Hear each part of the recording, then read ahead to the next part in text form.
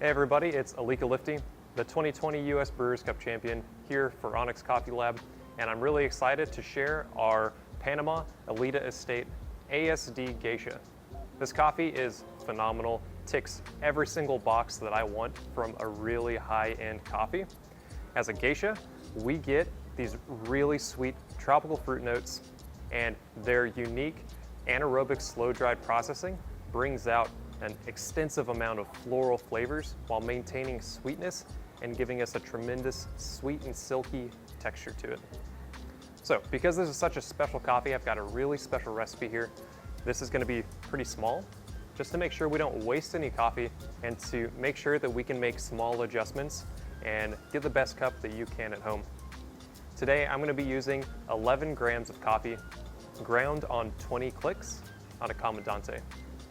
This will be about 10 on a Baratza Encore, or about 6 on a Malkunig EKS. This is medium fine, is how I would describe it. Or if you need those numbers, this is sitting at 600 microns.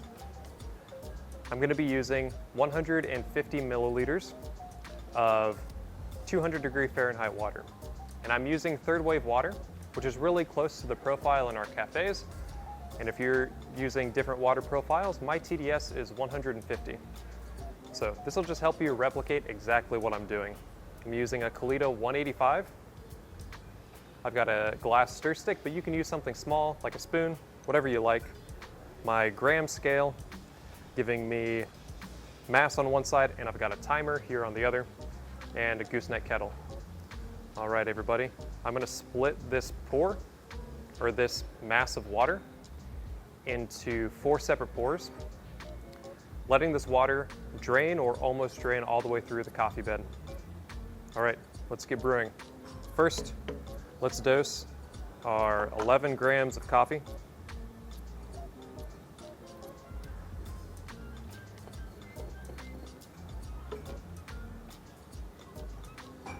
You can already get that aroma. Now I'm going to use this stir stick to make sure I don't have any air pockets or dry patches after I bloom. So let's get started and bloom with only 30 grams of water.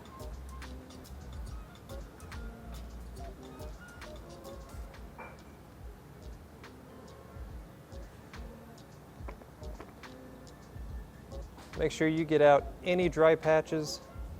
Want to make sure all this coffee is saturated.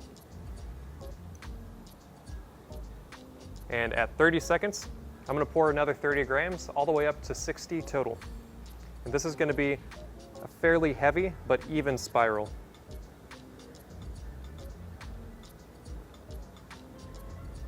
That quick pour is going to agitate, make sure heat is infused, and drain all the way through.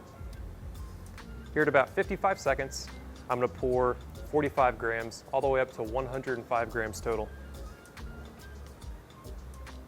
I've let it drip all the way through so that when I pour again, I'm reinfusing.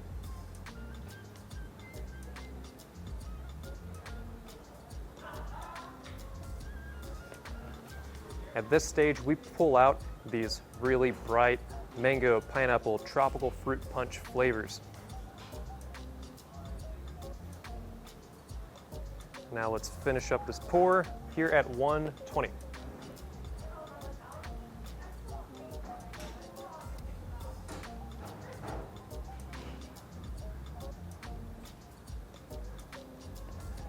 This late stage, we start to dissolve complex sugars. We're going to get these floral ethyl compounds. This is bringing out this really unique jasmine floral note that hits us up front, lingers into this watermelon, that tropical fruit punch. Like I said, it's a very complex, long-lasting sweetness. And then finally we get just definitive jasmine tea in this silky smooth textured coffee. Here at about 2 minutes, we should finish brewing.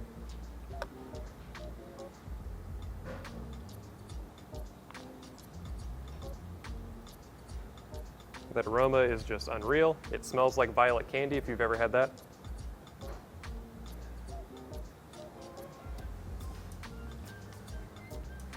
Tropical fruit punch.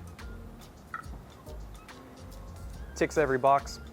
If your coffee drains too quickly, if you've let it go too long, then go ahead and give that a couple clicks more fine.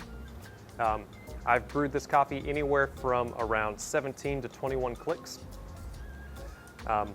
And if it drains too long, it's still really, really good. It's gonna be really hard to get a bad cup of this coffee. There's just so much delicious flavor compounds in here. It wants to brew quickly if you use a different recipe, but it's gonna be heavy. It's gonna hit you with these tropical fruit punch notes. It's gonna be really floral. I hope you all enjoy. Cheers. Happy brewing.